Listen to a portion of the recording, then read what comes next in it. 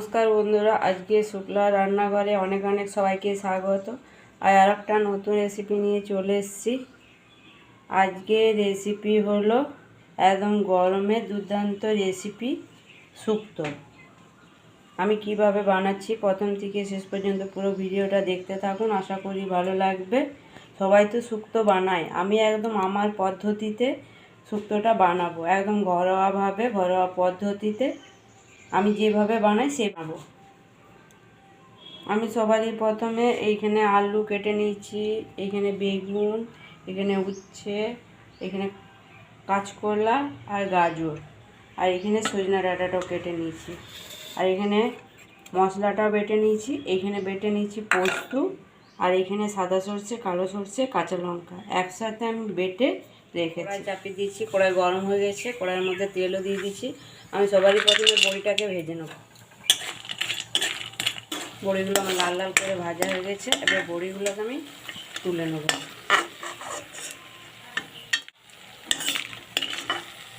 এগুলো বিউলির ডালের বড়ি, ঘরে দেওয়া বড়ি একদম। আর রান্নাটা আমি পুরোটা সাদা তেলেই করব। আর এখানে দিয়ে দিচ্ছি এগুলোকে ভেজে নেব। এগুলোকে লাল লাল করে রঙ দেওয়ার পর আমি ভেজে নেব। উচ্ছেগুলোর মধ্যে একটু নুন দিয়ে দিচ্ছি, নুন দিলে সিদ্ধটাও ভালো হবে আর ভেতর থেকে নুনটাও ভালোভাবে ঢুকে যাবে। উচ্ছেগুলো লাল লাল করে ভাজা হয়ে গেছে, এরকমভাবে রং ধরা তখন ভেজে নিচ্ছি। উচ্ছেগুলোকে আমি তুলে নেব।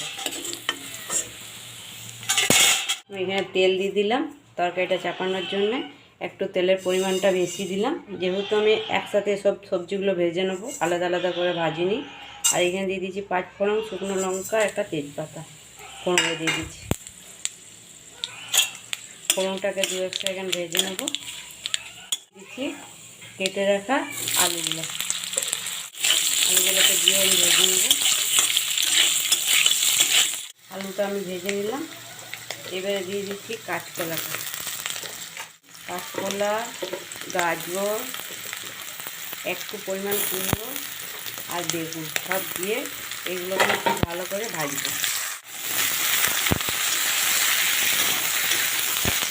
দিয়ে দিচ্ছি স্বাদ মতো নুন, দিয়ে দিচ্ছি খুব সামান্য পরিমাণে হলুদটাও খুব বেশি দেবো না, আমি খুব অল্প দিচ্ছি। আর এগুলোকে আমি ভেজে নেবো একটু সময় ধরে ধরে।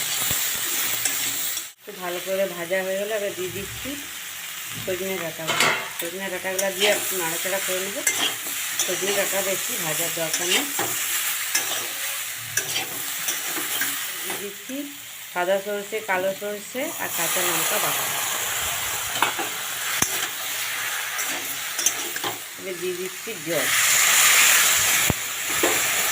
এইসব সবজিগুলো সিদ্ধ হওয়ার মতো আমি জলটা দেবো। এটা খুলে আমি দেখে নিচ্ছি, সবজিগুলো আমার হাফ সিদ্ধ হয়ে গেছে, পুরো সিদ্ধ হয়নি, হাফ হয়েছে। এবার দিয়ে দিচ্ছি ভেজে রাখা করলাগুলো আর দিয়ে দিচ্ছি বড়িগুলো।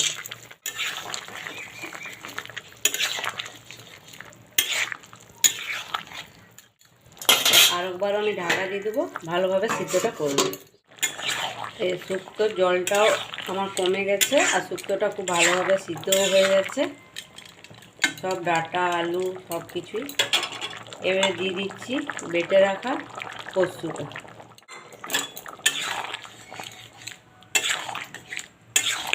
দিয়ে দিচ্ছি ভাজা মশলাটার মধ্যে 5 ফোড়ন আছে আর রাঁধুনি আছে, ভেজে আমি গুঁড়ো করে নিয়েছি।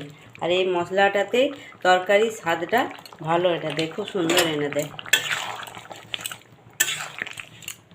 খুব ভালো করে মিশিয়ে দিচ্ছি আর এইভাবেই আমি নামাবো। তবে খুব বেশি শুকনো করলেও ভালো লাগবে না, খুব বেশি ঝোল ঝোল করলেও ভালো লাগবে না। এরকমভাবে একটু গা মাখা মাখা করলে, একটু ঝোল ঝোল একটু গা মাখা মাখা করলে তরকারি ভাত দিয়েও খাওয়া যাবে, রুটি দিয়েও খাওয়া যাবে। এইভাবে একটু চিনি, আমি ভাজা মশলাটা করা দেখাতে পারিনি, যেহেতু আমি একাই ক্যামেরাটা করছি। আমার আজকের শুক্তো হয়ে গেল ঘরোয়াভাবে, একদম আমার নিজের স্টাইলে। আজকের রেসিপিটা আপনাদের কেমন লাগলো অবশ্যই জানাবেন। যদি ভালো লাগে লাইক শেয়ার সাবস্ক্রাইব করবেন, পাশে থেকে সাপোর্ট করবেন। ধন্যবাদ। আর এইভাবে বানিয়ে খাবেন এই গরমের দিনে।